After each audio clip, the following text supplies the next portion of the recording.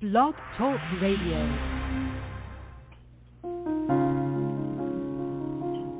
Readers Entertainment Radio presents Booklight with your host, author Lisa Kessler. Booklight, where we're shining a light on good books. Hello, everyone. For all of our listeners in the U.S., I hope you had a great July 4th and a good holiday weekend. Welcome back, and I'm so glad you guys are here today because we're going to be talking thrillers with author Lori Roy. And if you haven't met her yet, I will read her bio here so you can get to know her. Lots of great thriller books. So you'll want to check out her website. I did put a link to it right there on Blog Talk so that you, if you're listening live or if you're listening later, you can click that and check out all of her fantastic edge of your seat reads. So Lori Roy is the author of 6 novels, including her newest, Lake County, which just came out June 1st. Her debut, Bent Road, was awarded the Edgar Allan Poe Award for Best First Novel by an American Author. She went on to receive the 2016 Edgar Allan Poe Award. This is Monday. My reading skills. Come on, guys. She won it for the best novel, making Lori the first woman to receive an Edgar Award for both Best First Novel and Best Novel. She is the third person to have done so, so that's awesome.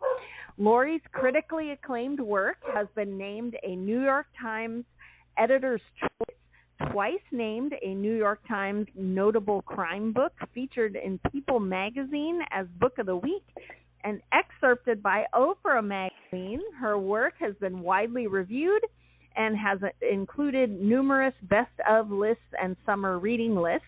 Lori lives with her family in West Central Florida. And again, be sure to check out her website because there are links to all those fabulous books right there. And you can also get connected. I think she had a newsletter as well. You can check that out. So without any further delay, are you there, Lori? I am here. Hello. Hey, hello. I know we're both sweltering here in Florida. Are you staying inside? Most of the time, yes. It's now we have to find things to do inside, which is not how we like to spend our time here in Florida. I know, right? The sunshine state's trying to kill us with too much sunshine. Well, your new book, Lake County, just came out, and I am really intrigued. I have a lot of questions, but do you want to tell everybody what the inspiration was behind this book, why they should go out and grab it? Well, Lake County, I like to call it boots on the ground suspense. And it is the story of a young woman, 18 years old, desperate to escape 1950s small-town life in Florida. And she plans on doing it by following her world-famous Aunt Jean all the way to a career in Hollywood. Now, Aunt Jean, as she's known in this small town, is known to the rest of the world as Marilyn Monroe. So Addie has this plan to follow Aunt Jean to this new life, and when this dream is threatened, Addie decides to tell a lie to try to protect it. And instead, she catapults her entire family into a night of terror, and the man she loves, she puts him on a collision course with the Tampa Mafia. So this book just kind of brought together all these things that I think are interesting. I love the history of the Tampa Mafia in the Tampa area back in the 50s. It brings the glamour of Marilyn Monroe. It brings suspense, which I love, all together and plops them down in a small town in 1950s Florida. Well, that's something long that... and the short of it. Yeah, well, that was something that I wanted to ask you about, is that from all your other thrillers, I didn't think aren't they all in current times? Is this your first, historical thriller? I have written, I'm about split, 50-50. Some of my books are set in the past, but the thing that is unique about Lake County for me as a writer is that it features a couple of characters who are real people in history. And, of course, Marilyn Monroe is one. As she comes into the book, she is Marilyn Monroe, but I've given her this small town, something I wish that she would have had in real life, where she kind of escapes to this small town when the rigors of Hollywood and fame become too much for her. And she gets to be in a place, at least for a short time, where she is just Jean. She doesn't have the fame and whatnot dragging her down. There's also another real-life character which won't be as familiar to people, and that's Charlie Wall, who is kind of widely thought of as the sort of the grandfather of organized crime in Florida, particularly the Tampa area. So that makes Lake County different. I've had other books set in the past, but bringing those historical figures into the book, that's new for Lake County. Yeah, well, and I wondered, too, one of my other questions was, why Marilyn? Did she have a connection to Florida, or did you what popped in your head that you were like, Marilyn is the one that we need? Was it just the time period, or? Well, when I initially started thinking, Addie, my main character, the young woman who's turning 18, she was my first kind of character to come into the story. And I knew that she was going to have this famous aunt. But initially, I was looking to fictionalize the character. I'd done a great deal of research on sort of the B-movie actresses of the era. I call them the scream actresses, the ones that were in the space alien is carrying them off, or the monster, right. And they're screaming. Yes. And then we have here in St. Pete, for anyone who's been, they'll know that downtown we have these gorgeous murals on several of our buildings, and there are walking tours around these pieces of art that we're lucky enough to have here. And one of those is a 2-story tall version of Marilyn Monroe. And it's Marilyn in the actor's studio black turtleneck. It's the very strong, committed, determined Marilyn that is, memorialized on the side of that building. And I saw that, and that's what got me to thinking, what if it's Marilyn? And I'd never done that before, which left me a little bit uncertain about it. But I also felt if it was going to be Marilyn, it had to be for a very specific reason. Like, she had to have something to say, and she had to bring something to the book that no other character could. Because if it wasn't doing that, I feared that I'd be exploiting her. Right. And so I brought her onto the page, and right away she was like, heck yes, I've got something to say. And it was an odd experience. I don't really know how to articulate it without sounding a little bit crazy. Writing is a little bit woo-woo. We pull things from the superconscious and it just downloads, so. Yeah, I appreciate that. Not treating me as if I'm not a little bit crazy. But yeah, she immediately was comfortable on the page. She was very forthcoming, and she, in the end, she carries, some of the larger themes of the book. So it was a process, all of that to say it was a process for it to end up being Marilyn. That's cool. Well, what can you tell us about, I had no idea that there was a Tampa Mafia, but oh yeah. Yeah, what's that about? So we have an area here, it's just on the other side of Tampa. It's called Ybor City. In fact, anybody out there, if you pop on my social media, I've been posting some pictures from Ybor City, because Ybor is where the mafia, organized crime, really grew up in this area, dating back, to pre-1920s. And it's been explored in other books. Ace Atkins has explored it. Dennis Lehane with a couple of his books, has explored the Tampa Mafia and others. And, of course, the things that you think of, like running liquor, for example, during Prohibition and all the other things that organized crime makes money off of. But one of the things a little unique to Florida, which is what I wanted to explore, was this game of bolita. And starting, I suppose the 20s or 30s, that's when Charlie Wall came into existence. This game of bolita, which is a very small, it would be like a nickel a bet. People would bet a number, and then once a week at the bars, restaurants, tavern, wherever around Florida, these games would be held, and they'd pull a ball out of a sack of 100 balls, and then whatever that number was, you would win if you bet that number. And it brought in millions of dollars for organized crime. And wow. it ended up leading to some kind of turf wars, I guess you'd call them. I'm not an expert on my organized crime lingo. But it led to a lot of bloodshed, the fight for control of bolita, and that's what Charlie Wall was initially known for.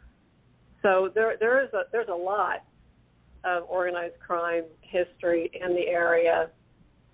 For anybody interested in exploring it, Cigar City Mafia is another. Scott Dietschy, I believe is how you pronounce it, wrote that book. It really explores the history specifically in Ybor City, which was known for making cigars. Oh, I see. Wow. I just had no idea. Did the were they part of, like, did they break off from the New York Mafia and come down to Florida? Well, some of that went on because, of course, there was quite a bit in the Miami area, Meyer Lansky, and if you're talking sort of about that era.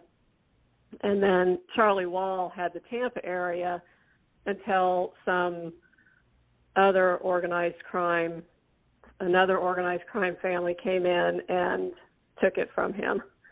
And that's specifically kind of the Tampa family. So you had the Chicago family, the New York family, that, wow. Las Vegas. There.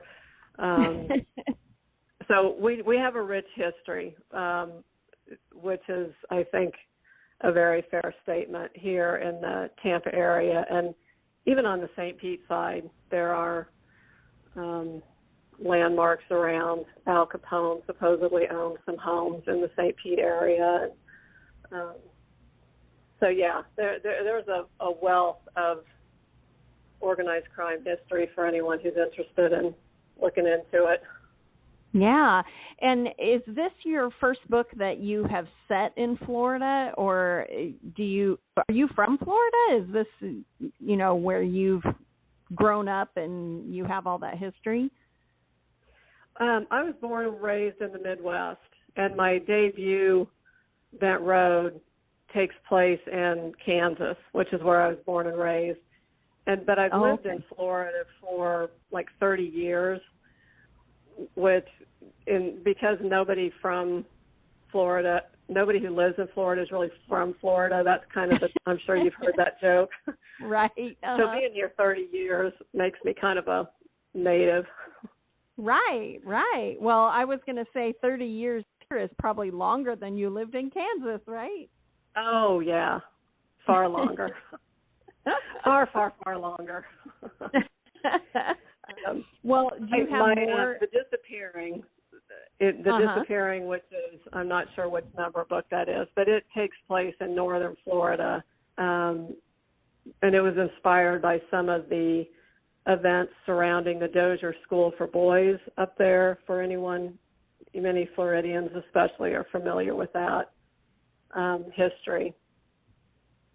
And my next book is going to be set in Florida as well. Oh, cool. Well, what are you working on? What is next? What is next? I need to get my slick pitch put together because I haven't done that yet. But it takes place down along the Big Cypress Swamp, which is kind of on the very southern end of Florida, between Naples and Miami, for those a little familiar with Florida's geography. And it tells the story of a young woman who's had a real tragedy in her childhood that led to her father going to prison.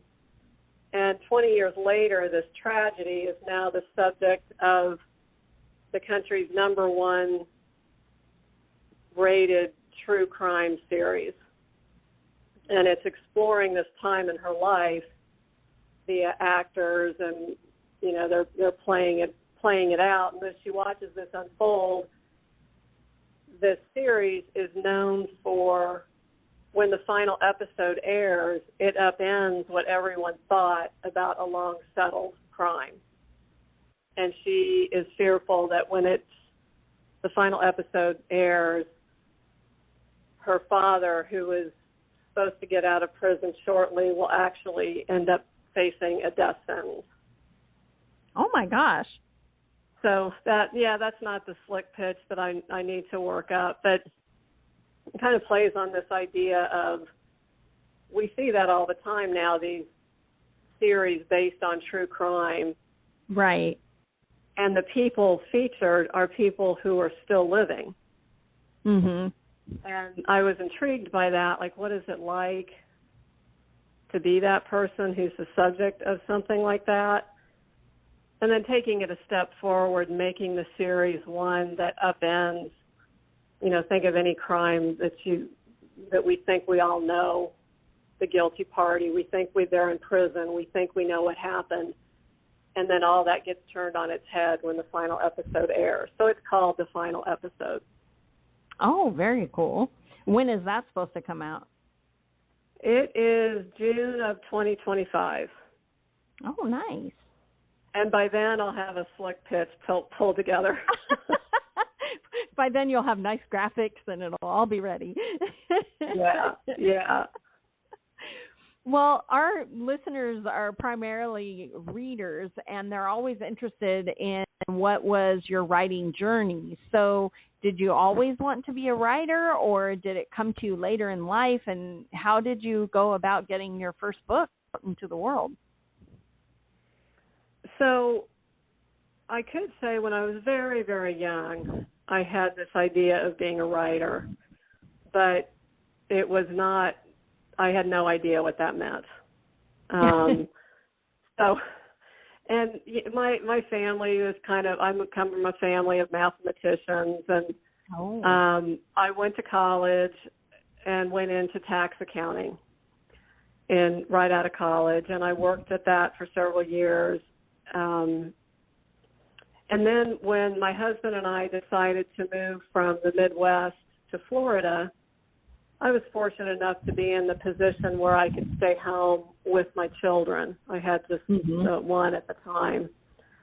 And I wanted to work on a career for myself with those years at home. So then when my children grew up and left home, I would have something. And now they've grown up and left home. I started kind of just slowly by myself, reading, books on writing and just reading good books, reading not so good books. And after, a few years of doing that, I made my way to my first writers conference. It's Writers in Paradise is a program here in St. Pete that was started by Dennis Lehane and Sterling Watson at Eckerd College. And it's still going on. That was I think it was 20 years ago when I went. And so I went to that a few times, and then Bent Road, which was my debut novel, it took me about 1.5 years to write it. It was the third book I had written. The first two, I can't even say I stuck them in a drawer. Well, I'm sorry, what's that? Those were just practice. You were learning. Yeah, I was going to say, people say they stuck them in a drawer. Mine have vanished from the face of the earth. I have no idea where they are. So, and then I just went, that was back when you still sent some query letters, and you were starting to email as well. Now everything's email. But I was just plucked out of a slush pile with virtually no resume as far as a writer went. Wow. There wasn't any.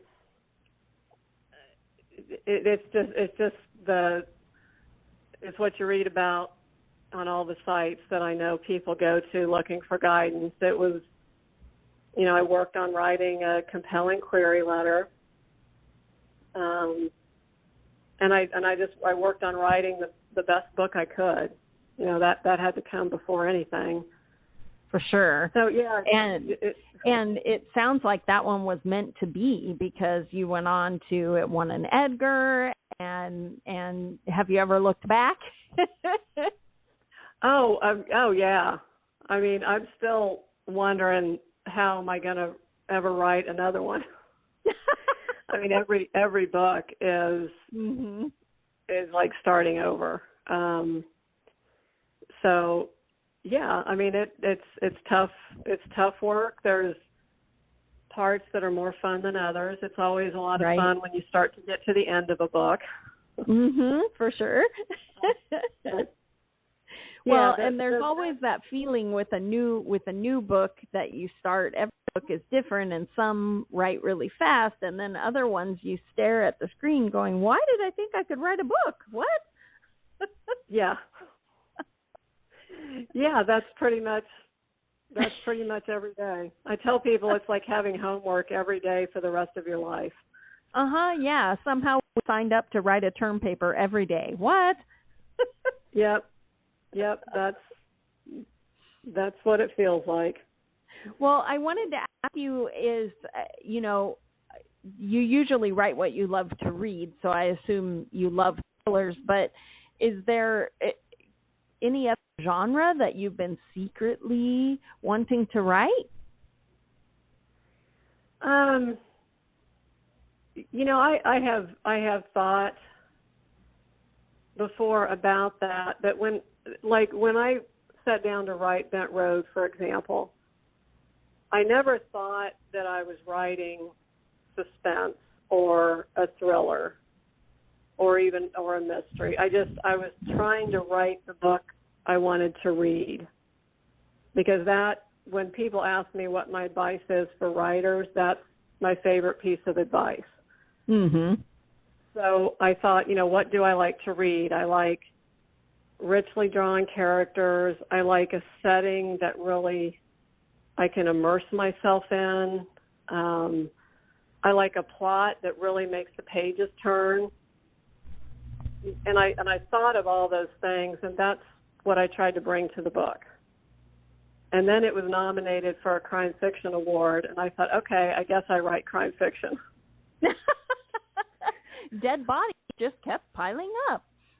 Yeah, but the thing that I like about it is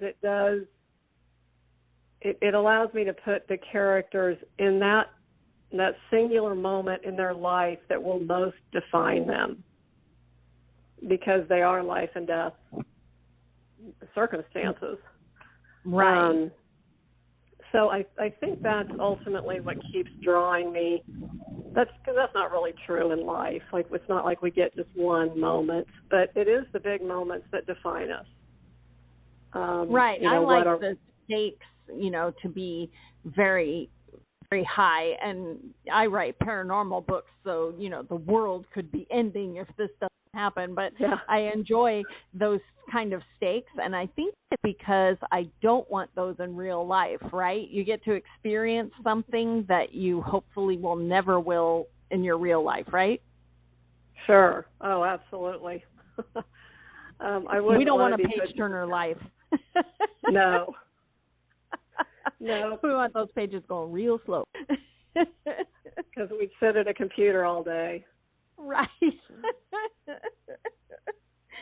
Oh, my gosh. Well, when you were researching for Lake County, did it take you off in different directions that you weren't expecting? Like when you started researching for Charlie Walls and Marilyn, did it take the book in different directions, or are you like really stick to that plot? How does that work for you?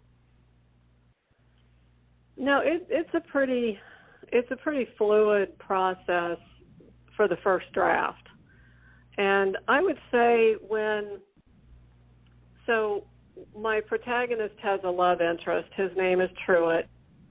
And I gave Truett, he's kind of an entrepreneurial sort who's trying to provide for his mother, his father died when he was very young. So he starts a Bolita game. I was talking about that game that the organized crime had full control of. And he's running it in this small little county, Lake County. And I thought, if he's doing that, ultimately the mob boss has got to find out about it. And that means I've got to bring the mob boss into the book. I've got to bring gangsters in. I've got to write these types of figures. I've got to go into Ybor City and put Truett face to face with that. And I was a little uncertain about writing the mob boss. That's not something I'd done before. Right. And, strangely, I was very comfortable with it. Your inner mob boss came out. Yeah, once I just kind of dove in, because I knew that that's where the showdown had to go. I couldn't have a story about organized crime without going into that world. So yeah, I felt very at ease as writing as a mob boss. Were there any surprises in this book? Was there a twist or something that surprised even you? Yeah, absolutely. Again, in the first draft, that's when you kind of want to let. I like to create my characters and give them. You want them to have their needs in life, their wants in life. And as you start to really get to know them, you start knowing how they will react in certain circumstances. And that leads to twists, because one person reacts one way and another a different way. And now once you get to the second draft and the third and the fourth and however many, that's when you got to start using the kind of the mechanics, those mechanical engineering kind of skills, not to diminish mechanical engineering for any that are out there. But then you have to start just thinking about how the parts and pieces come together, but I can't say what the twists were, because then I'll ruin the twist for the reader. Right. Right. But just know, when you get to those twists, they surprise Lori as much as you. Yeah, well, and that's the fun, right? Although everybody attacks their work differently, and I tell people, again, when I'm teaching or talking with writers, it's more about figuring out what works for you than deciding how you're going to do it. Like, it's not necessarily something you know until you experiment and you're like, this is just how it works. Right. Who knows? Yeah, everyone's process is different, so. Yeah. Well, before we run out of time, I could talk to you all day, but we're running out of time. So when somebody gets really excited, they read Lake County and they're like, oh my gosh, and they want to binge other books, how can they get in touch with you? Because readers love to, talk to their favorite writers. Are you on social media, or is it a newsletter, a website? How do they get in touch with you? Yeah, they can find me any number of places, and I do love to hear from readers. I'm on Facebook, Instagram, occasionally on Twitter. I will check it, so if you reach out there, I'll eventually see it. I have a website, LoriRoy.com, and there is an email address there where you can email. So, yeah, pretty much anywhere you are, you type me in, Lori Roy author, and you'll find me. Well, thanks so much for being here today. Everyone, go grab your copy of Lake County. It sounds fascinating, Marilyn and the mob and young lovers. So anyway, something for everyone in there. So go grab Lake County. And thanks again, Lori, for being here today. It was great chatting with you. Thank you so much. It's been a pleasure. Thanks for joining us on Booklights. Be sure to connect with us at www.readersentertainment.com for articles, blogs, videos, and podcasts that matter to readers.